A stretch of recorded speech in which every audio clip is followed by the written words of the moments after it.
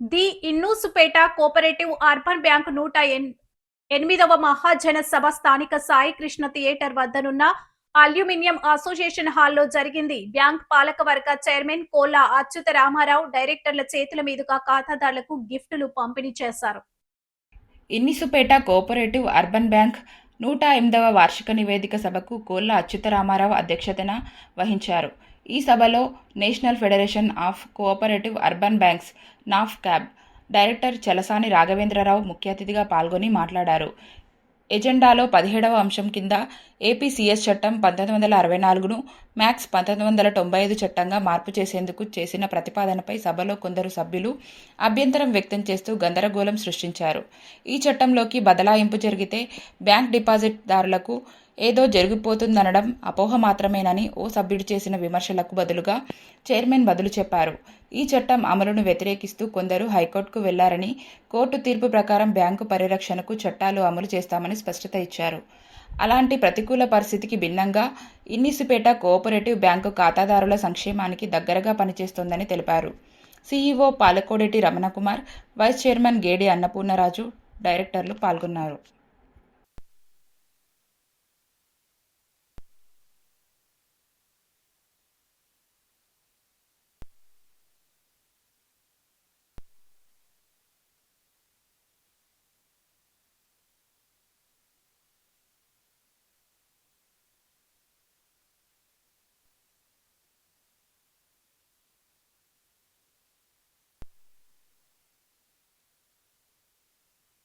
ఈ రోజున the Innisupeta cooperative urban bank 108వ సాధారణ మహాజన ఏర్పాటు చేయడం జరిగింది.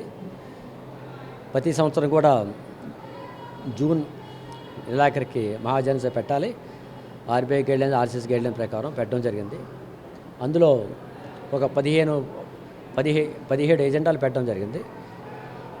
17 ఎజెండాల్లో ఒక ముఖ్యమైన ఎజెండా 15వ ఎజెండా 1964 యాక్ట్లో ఉన్నాం. మేము ఇప్పుడు 1995 యాక్ట్లో వెళ్ళడానికి మార్పు చేయడానికి ఎజెండా పెట్టడం జరిగింది.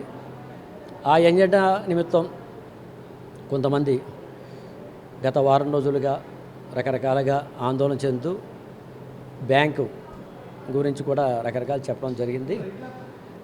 దాని మించివలి ఈ రోజున కొంతమంది రావడం, ఆ యాక్ట్ గురించి అడగడం,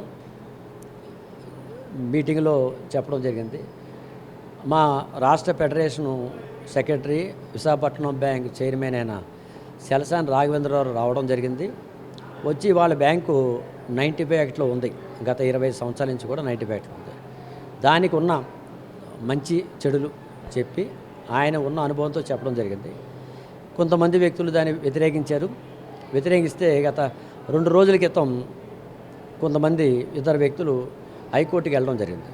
హైకోర్టులో స్టే ఇవ్వమని అడిగారు. స్టే ఇవ్వలేదు కాబట్టి దాన్ని వాయిదా వేశారు. రేపు సోమవారం కానీ బుధవారం కానీ వాయిదా పడుతుంది.